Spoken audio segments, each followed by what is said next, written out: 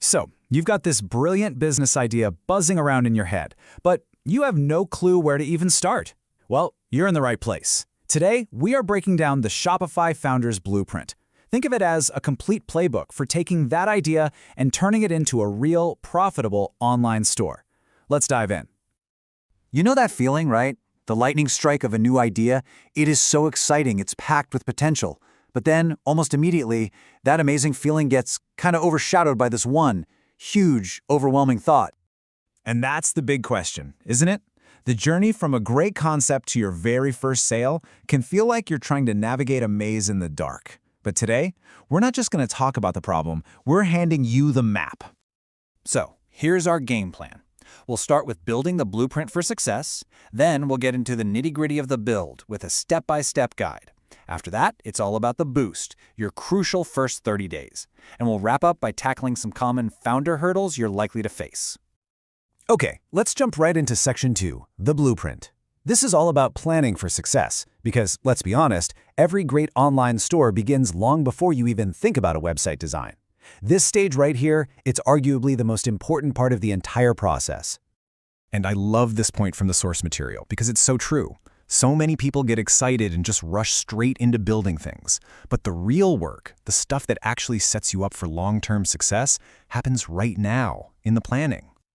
So, how do you know if your idea is actually any good? Well, it breaks down into 3 simple steps. First, you've got to identify a real problem or a gap in the market. Second, use data. Are people actually searching for a solution to this problem?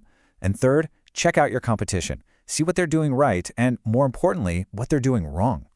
And here's a perfect real-world example of finding that gap. Natalie Bush, the founder of T-Scrubs, was a physician assistant, and she was just tired of wearing scrubs that were boxy and uncomfortable. She didn't just invent a product, she solved a problem that she and tons of people like her were experiencing every single day. That's how you find a real market. All right, next up, your business model. You've got a few main options here. You could go with drop shipping, where you never have to touch the inventory yourself, or maybe print on demand, which is awesome for custom apparel and merch. Or you could create your very own product from scratch, which gives you total control, but, costs a bit more upfront. Now, let's talk about the money, because this is important. You can see here you could actually get started for under $500 for the whole year.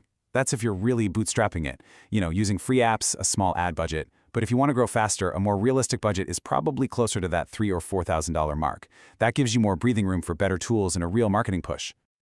Okay, plan is in place. Now we get to the fun part, Section 3, the build. This is where your idea finally starts to look and feel like a real business. And don't worry, this is way more creative than it is technical. Let's walk through the steps.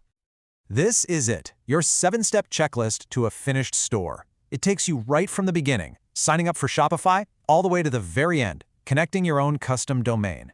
Seriously, if you just follow these steps one by one, the whole process feels totally manageable. Now, when you're adding products, this part is absolutely critical. Your product description is basically your 24/7 salesman. And here's a simple 4-part formula to make it sell. Start with a relatable hook. Then, focus on the benefits, not just the features. List the essential details. And always end with a trust signal, like a money-back guarantee. And it's not just about product pages. These other pages are non-negotiable if you want people to trust you. Your About Us page tells your story. A contact page proves you're a real business. An FAQ page builds confidence. And your policy pages? They're not just legal fluff. They show customers you're a serious, professional operation. And you're live. Your store is built, you hit that launch button. Now what? Welcome to Section 4, the boost. These first 30 days are all about getting that initial momentum and, of course, making those first few sales. Look, don't just launch your store and wait for people to show up. You need a plan. Week 1, tell your friends and family. Week 2, dip your toes into paid social ads. Start small. Week 3 is all about building that super valuable email list. And in Week 4, find a micro-influencer to get your product in front of the right people. The Shopify App Store can be a little overwhelming. There are thousands of apps, so think of this as your essential starter pack. And the best part? They're all free. You get reviews for social proof, email marketing tools, help with SEO, live chat for customer service, and even policy generators to cover the legal stuff. It's an amazing toolkit to get you started. All right, on to our final section, solving founder hurdles. Because let's be real, Every single entrepreneur hits roadblocks. But these aren't signs that you're failing, they're just problems that need to be solved. And the good news is, there are fixes for the most common ones. Oh, this one is maybe the most frustrating feeling in the world. Your analytics show people are visiting your site, so your marketing is working. But nobody is buying anything. So what is going on? Okay, here are 3 things you can do right now to fix it.